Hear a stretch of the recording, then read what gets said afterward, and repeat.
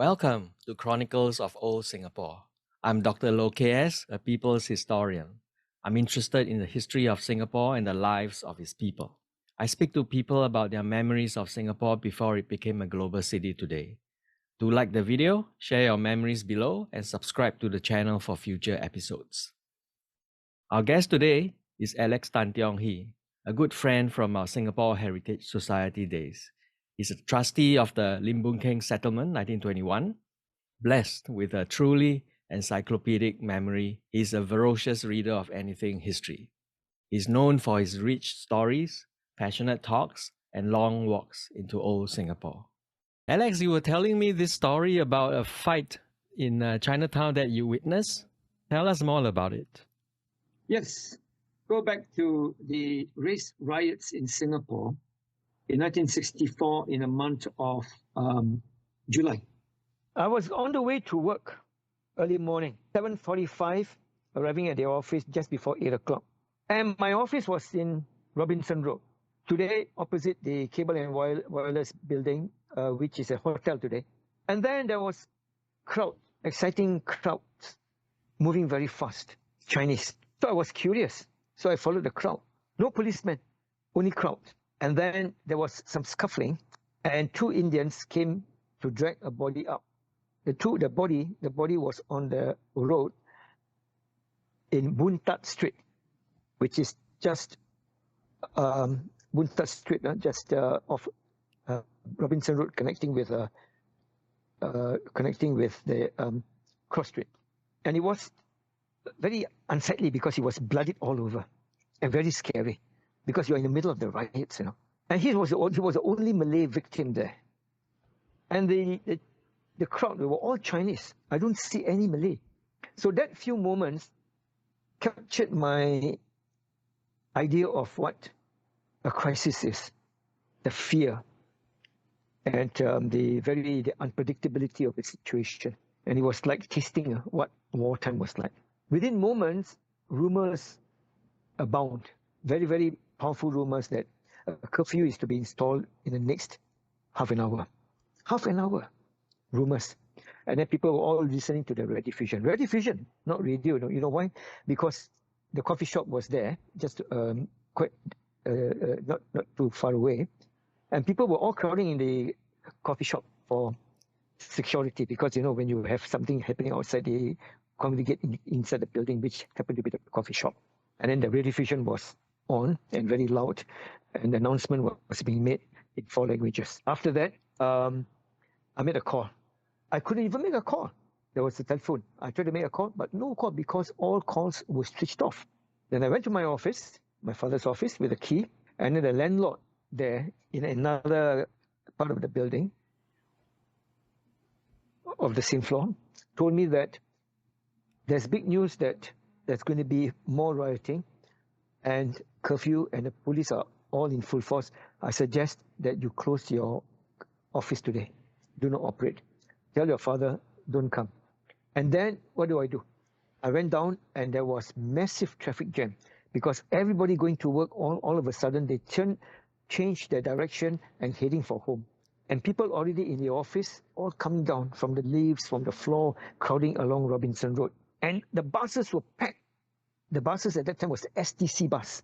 The only bus along Robinson Road was the STC bus. Various services, one service going to Katong, another service to Geylang, another service to probably the other part of Singapore, Paya Lebar. All full. Couldn't even get into the bus. And then the driver was saying, sorry, cannot carry anymore, go to the other bus coming. Then I ran further away from my office towards Tanjong Pagar side, away from city towards Tanjong Pagar. In other words, approaching where Maxwell Road is today. Okay? Again, all the buses were filled until eventually I arrived at the CID HQ, the headquarters of the CID. Today, it's the building opposite the Singapore Conference Hall, which is no longer there. I mean, the building is there, but no longer the conference hall, but it became the China Cultural Center or something, you recall? Yeah. Well, that building was a CID building. And I went into it, and then the police, of course, they said, all right, you have no transport back home, You stay behind. We'll try and help you out by looking for an alternative transport. At the time, right? Probably you didn't know it was a race riot yet. We knew there was a race riot occurred the previous evening at 6 o'clock. I got the news at 6 o'clock, all right? But of course, it started earlier at Geylang. Why? Because in that year, I was staying in Katong. I was staying in Siglap called Jalan Bolo Perindo. And Jalan Bolo Perindo is very in close proximity with Katong. So Katong people could hear the news about Geylang Serai, which is along Joo Chiat Road to the other end of Joo Chiat Road, Geylang Serai. And there was a lot of news rumors about riots. And then the announcement of curfew came around about 7 o'clock. And that was that. And then the Prime Minister made a speech to say that curfew will be for the duration of the evening, but tomorrow life has to go on. We have to earn a living. The curfew will be lifted by then. Go back to work, and we hope that everything will be peaceful. That was the announcement we heard on TV. So on the basis of that announcement, my father said, okay, we go to work tomorrow, next day. And that's how I got to know about the riot on the second day. I see. It was the second day, yeah? During this whole period of rioting and fear, at any one point, were you ever fearful for your own life or the lives of your family? Family life, no issue, because the neighborhood, the wealthy, aristocratic Chinese, I don't fear for them, but I fear for myself because I was all alone, held captive in Robinson Road. Alex, both you and I are food lovers. Thank you. But I never got to eat the food of Chinatown of the old times. Tell us about the Lor Mee. Understandable. My favorite, Lor Mee, of course, because I'm Hokkien. Now, Lor Mee is a favorite in Chinatown up to today. This road called Amoy Street, just about the corner with Chin Chu Street, there is a store by the roadside. And of course, adjacent to the drain. Do not look at the drain, because if you look at the drain, you lose your appetite. It's very dirty. But the stall there serves the best. Did the stall have a name? No name. No name. In those days, no name. No name. Just a store. All right?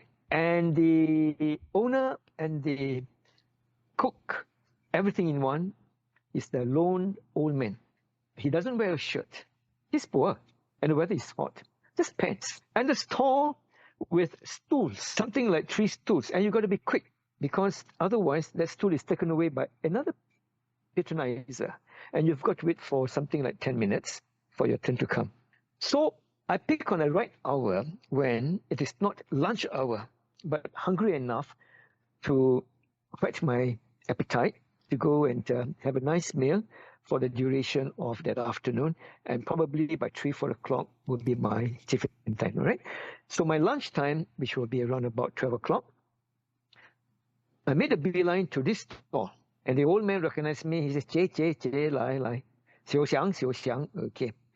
And don't ever watch how he prepares. But never mind, because it's exciting, it's interesting, because I wanted to know the trick of how he does it.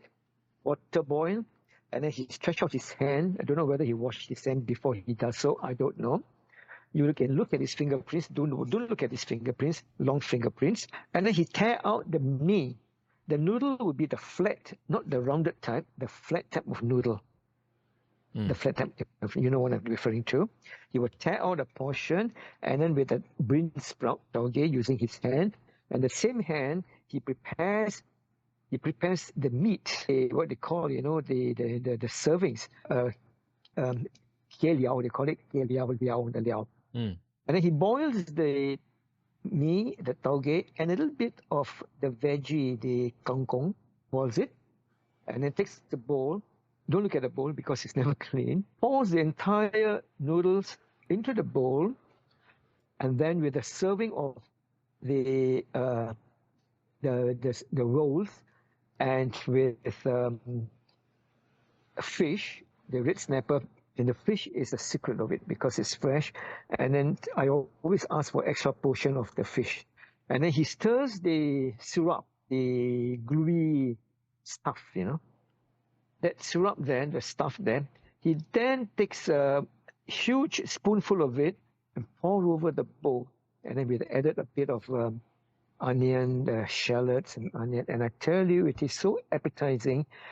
I always go for the second bowl. Now, if I desire for more luxurious eating, I ask for more fish, and you have to pay. You have to pay for the extra, which is something like 50 cents in those days. And the total cost of one bowl would be in the region of $2, and keliao and everything $2.50, which by that standard is already very expensive for my preference, because the normal bowl is about 180, 150 and 180 depending on the quantity that you desire. This would be around what, 60s? 1963, 1964. Right. What happened to this store? Well, you can't find it. It's obsolete. And if you pass through that road, that Amoy Street today, approaching the crossroad with Nanking, Chin Chu Street and Nanking Street and Hokkien Street, it's all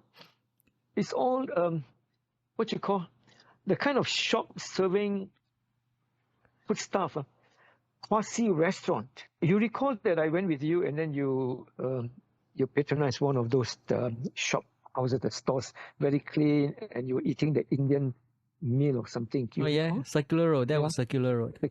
Exactly the kind of shops you find today. You're all, and you can't get this kind of what shall I say? This kind of meals, this kind of food stuff, this kind of cuisine. They're so good, very tasty, very cheap in those days, very good. But the price, the cost that you bear with it would be the hygiene. But who cares? We were all young. And naturally, the usual refrain from my father, his usual lecture, what did you eat? The Lor Mee. Don't do that. Don't eat Lor Mee again, all right? Try to eat better food. And what was my retort? What was my rebuttal? You pay me more lah. If you give me more money, then I'll be able to go to proper eatable outlets, healthy, which is never nice. You go to proper place to eat, it's never nice. In those days, the proper eating places would be in shops, in coffee shops, and much cleaner lah. The Polar Cafe standard. Polar Cafe, I mentioned this because it was very popular in High Street in my previous office before we shifted to Robinson Road. That old man who serves the best Lor Mee is something legendary in my memory. Every time I spot a Lor Mee in the present times kopitiam or the 7-Eleven, S11 kopitiam, the modern kopitiam in air-conditioned food court in Bugis Square or whatever and then there'll be that stall. In addition to selling hae mee, he also serves Lor Mee with the advertising poster there.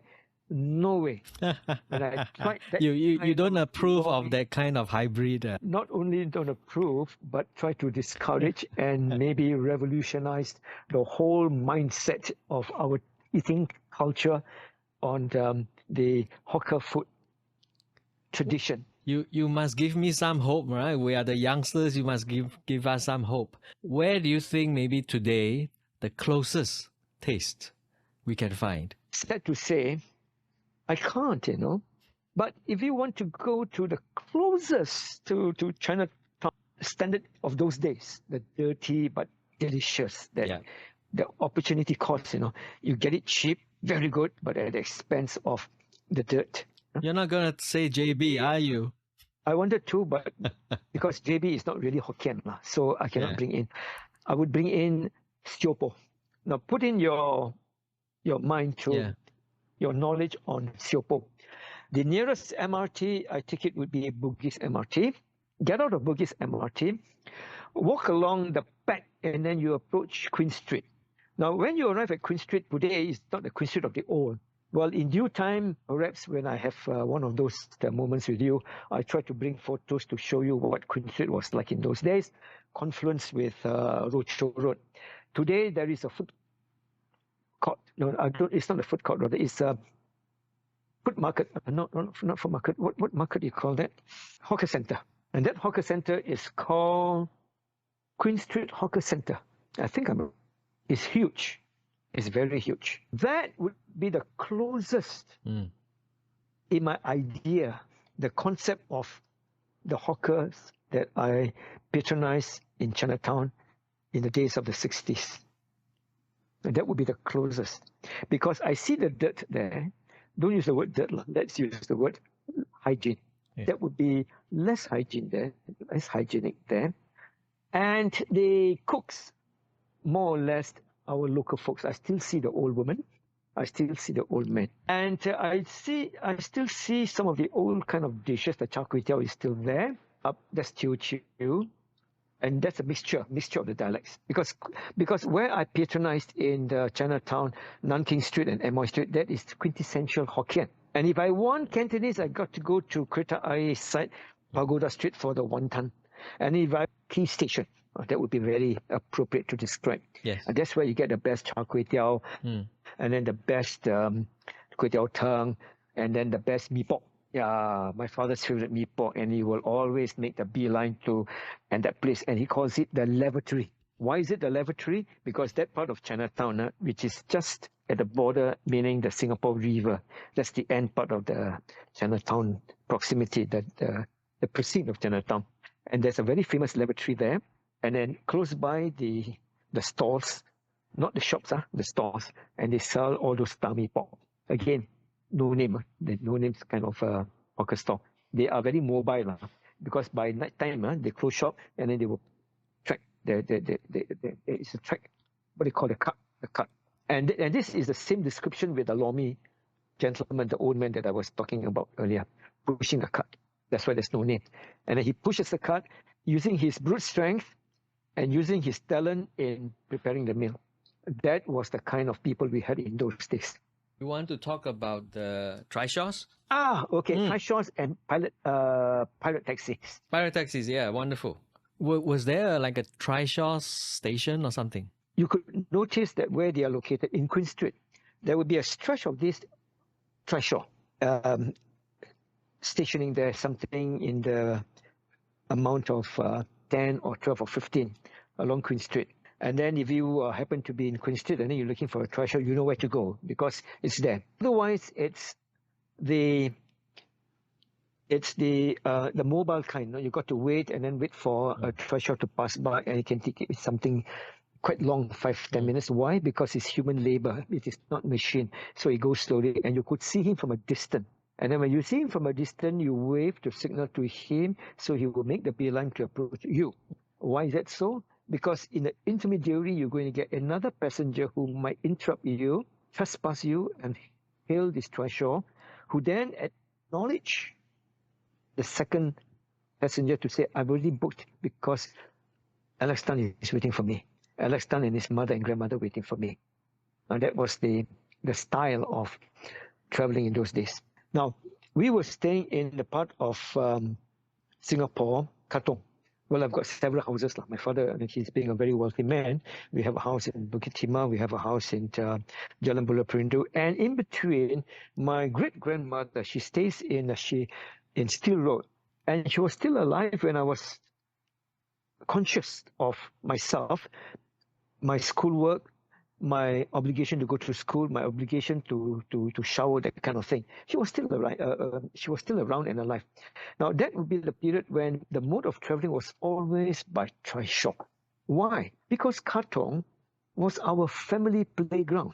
I say that because my mother's side, whose own mother, the Straits-born Chinese, there, for want of a better word, the headquarters, in the heart of Katong, Juchet, that's the center there.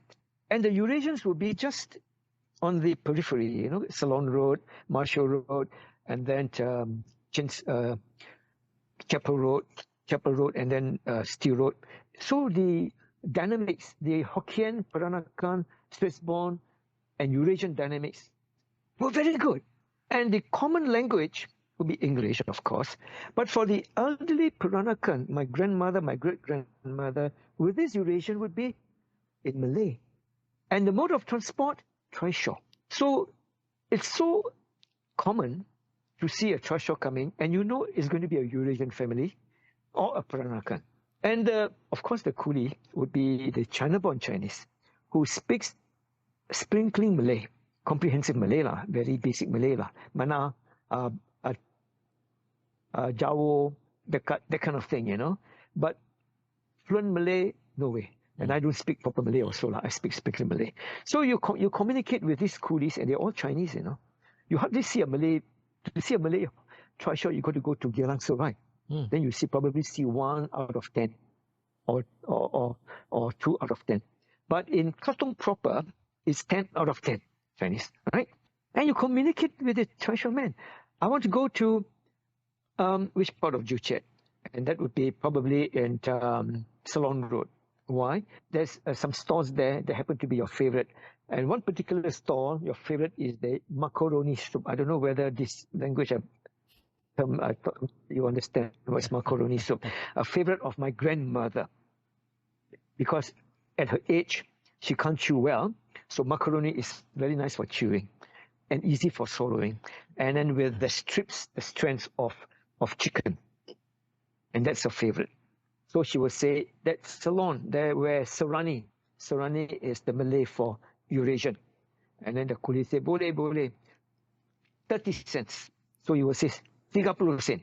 So my grandmother says, yeah, okay, boleh. And then the next time she wants to visit her relative in Duku Road. So from where we were staying in Steel Road, corner of Steel Road and East Coast Road, she will call for the trishaw and say that Duku Road, berapa? 40 sen, 40 cents. Then my grandmother protested. The other day, all the time I take is 30 cents. So the coolie trishaw rider will say, okay, masuk. Now, what happens if it rains? Now, the capacity for the trishaw is always maximum of 2. 2 adults, 1 adult, but 2 adult and a child. So dragging me along, my grandmother is very appropriate because my grandmother, she's quite fat, adult, and me, a kid. So we sit. Now, what happens if it's 2 kids?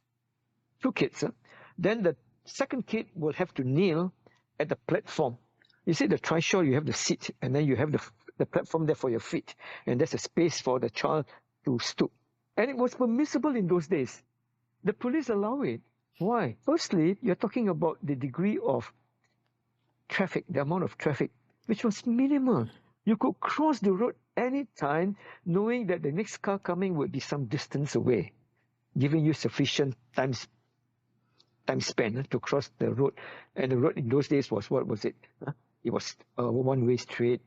That side would be one way. It's a two-way street, but not 2 lane. It's 1 lane. So you're crossing the two-way street, which is 1 lane for each side, in something like 6 seconds, 7 seconds. And then the car that's forthcoming is some distance, and that takes you something like 10 seconds away. So taking the trishaw in those days was very safe and very exciting when it rains, because he would then stop, feeling the droplets, the drizzling coming in, and taking out from the cabinet at the base of where we were sitting, the chair, the sitting arrangement was such that you get the what is it?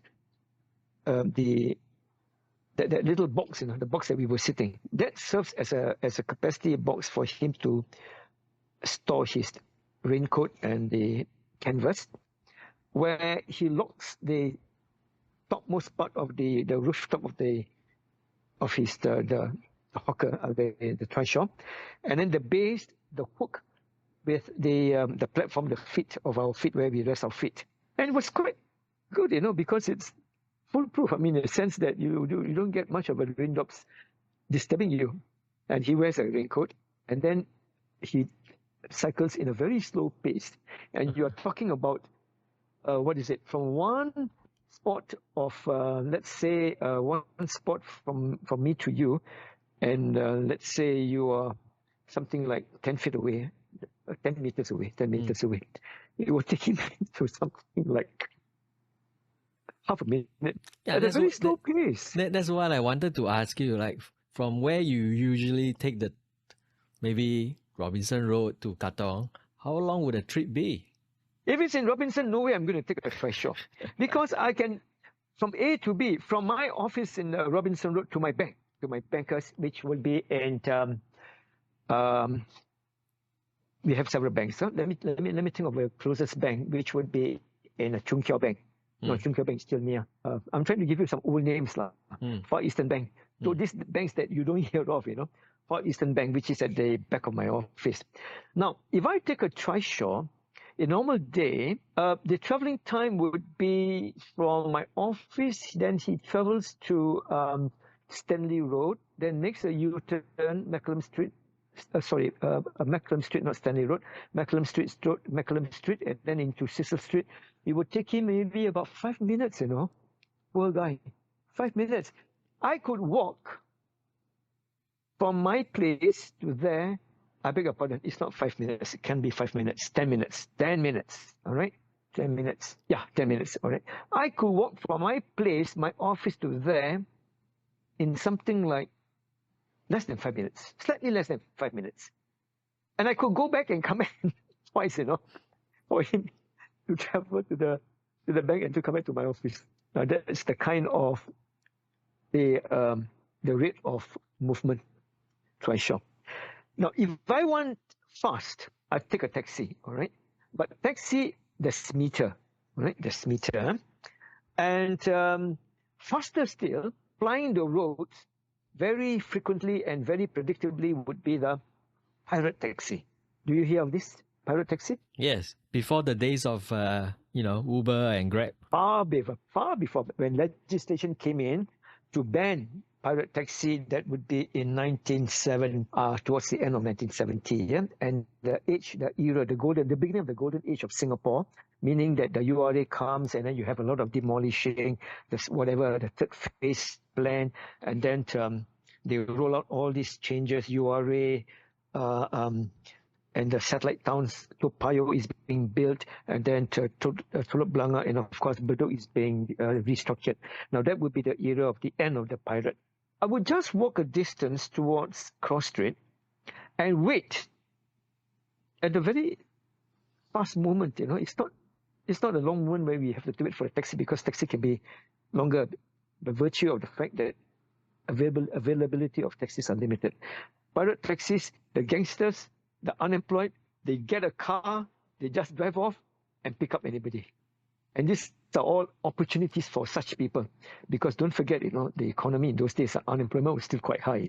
Although we were separated from Malaysia in 1965, and then you have that period of intensive hard work and intensive investment. You remember that was the time also, the age of the work permits.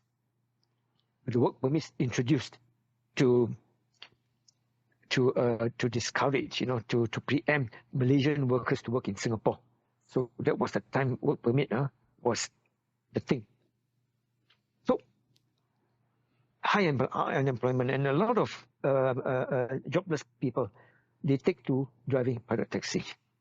And pirate taxis means there's no limit to passengers. Taxis are limit of 4. So pirate taxi along come, and if you're lucky, people are sitting in the back. I will always want the front seat, because that's the only available free to yourself. The back seat, there can be a crowd of as many as 4 passengers. And it's very fast. You find them, you don't even have to, you just have to look at them. They will stop in front of you and says, wherever, People's Park or whatever, they will tell you. And then it's Siopo, and then if you happen to be in that People's Park area, I would always say, Siopo, then they come, Siopo, which is Rochor area, and then you jump in. And then he drives very fast, drives very fast. And then when he comes to another bunch of passengers, he stops, Siopo, and then you got 3 passengers waiting. Sai lang. It's like, no. I said, come on, man, I'm the front passenger, and I'm the second passenger in the back. And along comes street, there's going to be 4 of us at the back. He doesn't care, But you can't argue that the poor guy is a gangster, And then the ride takes me from where I was at People's Park to Siopo, Rochor Road, for me to do whatever, because I love to walk about, And that place is very nice. I can tell you later in our succeeding talks what is so nice about Rochor Road. And how much do I pay? 30 cents. 30 cents? 30 cents. And if you take a taxi, it would be, 60 cents or 80 cents? Right. Yeah, I'm talking about the prices in those days. The pirate taxi era would be 1966 onwards, 66, then 67, 68, to up to 71, if my memory serves me right. 72, the election year, NNPP won big. and then things changed because the Germany chit fund era, the chit fund era, banned the chit fund, banned the, I think also banned the pirate taxi, and also banned one more thing also banned. A lot of things were banned lah. A lot of gambling, also gambling, public gambling, you know, because it was so blatant in those days. Okay, so back to pirate taxi. Yeah?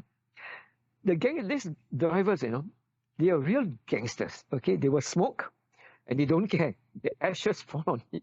Because I'm sitting at the back, and the lesson to learn is never sit behind the driver. Always sit behind the front passenger. So if I'm lucky, I will go for the front seat. Quite an experience, yeah. Yes, experience. How are the... And you can tell a pirate taxi from far, because they will be the broken down old, not Japanese cars, you know, although some Japanese, but mostly European cars. The Hillman car, the Ford car, the what else can I think of? The Prefect car, no, not German car. The French car would be, well, mainly British car lah. And then the early Japanese cars, the Datsun, and they are all very the outside bodywork, the paint lost faded color, and then a lot of smoke. The smoke coming out from the piston, the back piston. That would be also the banning of the kind of diesel oil, the banning of the diesel oil by cars in the 1972 election. I mentioned to you, a lot of things were being banned. Hawkers were, pirate taxis were banned, including that kind of cars were banned. I guess the motive there is to, you know, move and encourage these people to give up this, whether it's hawking or pirate taxi driving, and make them get proper jobs, full-time jobs, factory jobs. Yes and no, because it is the easiest to earn money.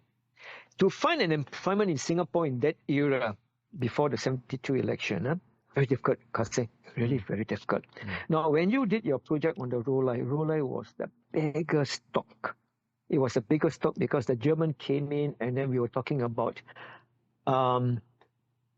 labor-oriented factories, labor-oriented industries, bringing in a lot of opening up opportunities for labor-intensive workers using their hand, unskilled and probably semi-skilled, but skilled very highly, because that would be a different dynamics altogether. It is to mop up the very intensive and extensive populated people of my generation, which did not stop at 2, because we are talking about just about those generation after the war, the sudden population growth from 1946-47 until 1958, Lim Yew Hock, then PAP, Lee Kuan Yew's 1959, Ong Eng Guan's first, he was minister, he was mayor, and then eventually national development minister. The first in a manifesto, party manifesto, was population, and stopped at 2. And today you see the backlash, you know. It's interesting because you're a historian.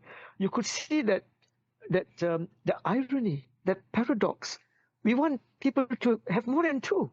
You know, the world of Singapore that I live in, you know, I see this, what's the word, for one of a better word, this parody, you know. Stop at 2. Then suddenly we want at 2.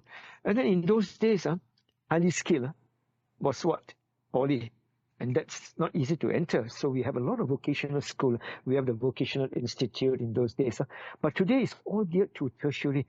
So how many universities we have? So there again, you know. Oh, sorry, just to add to that, you know, to go into we don't have junior college, but to go into that level, that junior college level, which is the post-school stage, meaning pre-university, it was quite rare, because after school, my generation from RI, half of us got employment. The other half, the smart ones, they go for the pre-university stage, you know, which was not called pre-university, it was called PSC, post-school certificate, year 1 or year 2. The PSC or the HSC. HSC is if you are in year 2.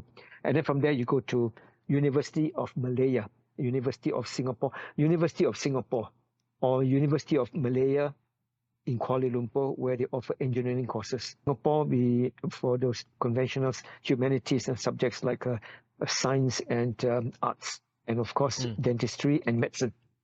One last question. Yeah. weeks, how do you feel about the transformation of Chinatown to what it is today? I'm trying to choose an adjective, man. Okay, pathetic. Pathetic. Now, if I want to tell my younger people, meaning families, members of my family, I'm trying to educate my nieces and my nephews now. I tell them, you want to know what Singapore was like, my time when I was your age, I take them to Penang. And I did. Some years back, I took my nephew to Penang and I demonstrated to him the landmarks, the kind of landmarks and the kind of the road network and the traffic. And we have hawkers. Yes, we have hawkers and we have Trishaws in Penang, in Georgetown. And I pointed out, and that was how Singapore looked like in Chinatown, in Georgetown. And then I take him to those narrow lanes, in Penang, Love Lane, Burma Road, exactly like Singapore. And if you want to get the feel of the entire atmosphere, the smell of the joystick as you walk along Nanking Road, you walk along the other part, the Hokkien proximity, which is the Hokkien Street, Hokkien Road, Chin Street, Amoy Street. The smell of the drain, the smell of the joystick, the smell of the sweat of people, because people very dirty. We were all very dirty people.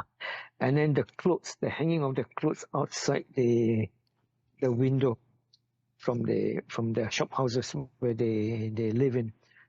The entire of all that area, the word is the ubiquitous. They're all everywhere. All that you picture yourself, the kind of air we breathe in. It's different from the air I breathe in today. So when I go to the Chinatown, I find, what do I find? I find continental serving of food. You're talking about Singapore, as our in Singapore, Chinatown. Right. Chinatown in Singapore today. Even the kebabs, and then even the Indian food that I get in Chinatown, which in my time was specifically very, very segregated. It's quintessentially Chinatown food, nothing else. And if you want to eat the non-Chinese food, the Malay food, you got to go to another part of Singapore's city. You take the pilot taxi, and the pilot taxi. Take the pilot taxi to go and eat your delicacies in other part of Singapore. But in Chinatown, you only confined to that kind of the eating availability of the eating dishes. And then if you want to chew, you go to the other part of the Clarke part where you have that what is that, the big swing? What's the name of that place? The big swing, that area there, the Flyer there, that area there. And then if you want the Cantonese, you go to Nanking Street. The Hokkien, you go to Amoy Street. That was that. So it's pathetic. We lost that culture. We lost that modus vivendi, the way of living, and we lost that, how shall I say, that survivalism, because we live with that kind of budget that we had, 30 cents per bowl of hae mee, 30 cents of char kway teow. Today, you go there, I got to make sure I have at least in my pocket no less than $20, $30 to patronize places in Chinatown today. I mean, I think the word you use there is completely correct, right? It's living. Because once you take the people out, the residents out of Chinatown, no one lives there anymore. The whole place becomes touristy and commercialized rather than a lived space. Precisely. And the word Chinatown is a misnomer. You can't describe that area, the proximity, as Chinatown any longer. In like manner, you cannot describe Kampung Kembangan, the Malay quarters there, Kampung Ubi, as the Malay center, Geylang Serai. No longer. In like manner, you can't talk about Little India, where all those roads were fed up, the vicinity there. They were really Indians, But today, it's offices and the tearing down of old buildings and the construction of apartments. And if I go to Geylang Serai, I lose that Malay, that sense of that Malay, the culture. So that's Chinatown, which is no longer a Chinatown. And the Chinatown, the label is probably, in my in my own sentimental way, a nostalgic terminology I use to bring back the past where I connect with my father, with my grandmother, with my relatives, with Chinese New Year, with birthdays, with the celebration. My father, he's Buddhist, of course. He prays on special occasion, and then he goes to Chinatown for his favorite makan, his favorite stalls to eat. Now, in those days, I tell you, my father tells me even Tan Laksa would go there to have his favorite, whatever, hae mee, Tan Laksa, and people like Tan Hyong Chun, the nephew of Tan Kah Kee, and his cohort, all those millionaires, they still go back to those type of the surroundings in Chinatown just to get back that taste of the old cuisine that remains what it is ever since that generation. You see the dynamics, the duration of the operation of these hawkers. We are talking of 3 generations. Take our favorite, you and me, our favorite Kuan Chiang. The guy's name is Sun. His grandfather was the one who operated in Amoy Street. The recipe from China. And my father was still around to enjoy. And Sun is about my age. Sun was only my age, helping his father to prepare the dishes for us, and in serving. So when the dish is prepared by the father, he would come and serve to our table, and the table that we set, my father's time, the round table of the Kuan Chiang in Amoy Street, and there were something like 3 tables, and then the stools we set, all very dirty, I'm telling you, because after the spitting on the removing of the bones and everything, or whatever material that is not edible, you throw it on the table. He uses the same cloth from morning to evening, probably not even washing, just rinsing it, and the same cloth again and again and again. So my father always discouraged us to patronize, but he, out of his guilt, would patronize, because we still desire that tradition, that love for things ancient, for things of that era. We still love it, because it's part and parcel of our upbringing, that survivalism in us, that existentialism in us.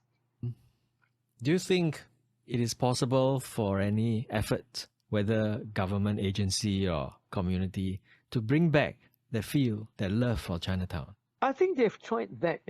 You can get the closest to it on Chinese New Year's Eve, where the shopping fashion, the habit of pre-Chinese New Year, eat first day, so Jikao Mei, that's the Chinese New Year's Eve. The place will be very, very crowded. Now that would be the closest, but you still don't get the smell. You still don't get the kind of that atmosphere, that entire fixation of, goodness, this is the world of myself, because I'm enjoying. Tomorrow is Chinese New Year, and I am in that birthplace of my culture, that feel, that remembrance of my ancestors. We are Chinese, the Chineseness in us, because my father says let's shop, and we have to buy the firecrackers, because we have to fire the crackers by midnight. Firecrackers are being sold, and let's buy the oranges, because we need to pray by midnight. My father is very, very traditionalist, and then to reach home in time for us to prepare. So that kind of how shall I say, that traditional, customary habit which comes once a year. And as it comes, it is automatic in you to do the needful, the oranges, the firecrackers, the be back in time before midnight. Now, that kind of setting, Chinatown uses. We got closest to it, but it's still very artificial, very ersatz, very make-believe. And when something is make... Yeah. I mean, the thing is that it then becomes like, once a year kind of thing, right? Like special occasion. So That's I don't know. I said. It's once a year. Yeah. I don't know if you agree with me. I go back always to that, it's a lived space. So in order to bring back that Chinatown, you've got to get people to go back there and live there again, right? Precisely. Yeah. But there again, Kasing, what do you get? The generation that lived there, my generation, we don't want to live there anymore because two things, two factors. You're affluent, you're staying in a condo. You don't want to degrade yourself. If you're still in the middle class, middle class or lower middle class, you stay in HDB. And HDB is the best that you offer in a very conducive environment of that living space. And to go back to live there, you could, if URA restored some buildings, livable buildings, and you can find this along Neil Road, I think, in Neil Road, where you have the Korean quarters there, and still living, because it's still livable because they restored it and it's very clean and nice. And some of them are for sale. If you go down to the Tanjong Pagar side, the Tuxton Road, but very expensive, over $1 million. Yeah, yeah. So opportunity cost. I'd rather buy an apartment than to buy one in Keong Saik Road, to buy one in Tanjong Pagar Road, where it's bringing me closest to the Chinatown. Because in Chinatown, no longer the rent control. They have repealed the law. So I wouldn't know who lives above the shop houses. What kind of people? You have any idea? No. The kind of people that live up there. So they live there and they're happy because it's befitting of their economic cost. They can afford it. So they continue with living. But I don't know, if they want to sell it, how much would they be selling it? Over $1 million? And who's going to, again, opportunity cost to pay $1 million or in a condo where it's greenery, it's outside the hustle and bustle of city life. I could do my jogging, I could do my whatever. But in city life, you're confined to city life 24 hours a day because I work in the city. I go back to that place there, the Near Road, that area there. Definitely. I mean, that's how I see things today through the lens of my experience. Yeah, definitely have to do something with the rents. Have to pass legislation on that, control that, so that people can actually. I mean, not only the rich, but the middle class families can move back there, bring back that life. Okay, so for those who live there, the closest to rather to go back to that kind of lifestyle would be the HDB quarters in the heart of Chinatown. That is the HDB. Hold on, I'm trying to figure out. HDB? You mean HDB blocks? HDB blocks. People's Park. The closest to it, People's Park. Yeah, but People's Park is sold to private. I mean, so although it is URA, it is HDB, People's Park, but 99-year lease, but it's not HDB in a real sense. The closest I think would be Outram Road then. No, not even Outram Road. Tiong Bahru, it's the... But that's out of Chinatown already. Chinatown, no. That's a different area. Different dynamics. I'm thinking about the people who live in Chinatown, wanted to get the same Chinatown experience, and who still love, like me, I want to go back to the past. Where would I stay closest to it and within my budget? So I was thinking of Tiong Bahru, that kind of budget, or Outram Road, the budget. What is that famous that Lee Kuan Yew's constituency, Tanjong Pagar, and he built that very famous. I don't know the name. I can't remember the name. The current one or what in the past? The current one. Pinnacle. We talk about the Pinnacle. Yeah. That would be the closest that I would want to stay in, to buy and stay, to experience the Chinatown proper, because I do my marketing, I do my eating, I do my recreational in that vicinity that is just away from towards Maxwell Road Market today, and into Hong Lim, if I turn right, into the Hong Lim Nanking Street, the Hokkien quarters, or if I turn left, into that Temple Street, Pagoda Street, the Cantonese quarters.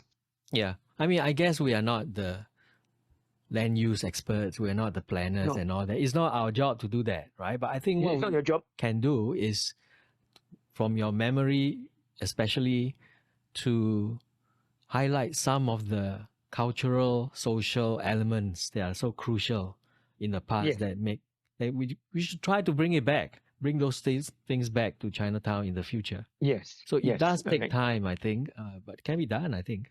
Yeah, because it can be done, but then it will be a Chinatown Part 2, It no longer can be the Chinatown Part 1.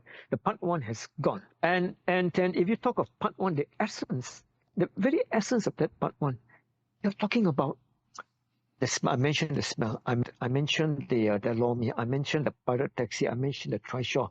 The death house, the Sago Lane, that, you know what it's like to live next door, It's frightening, but it's adventurous. And for me, it's remindful of that real quintessence Chinatown.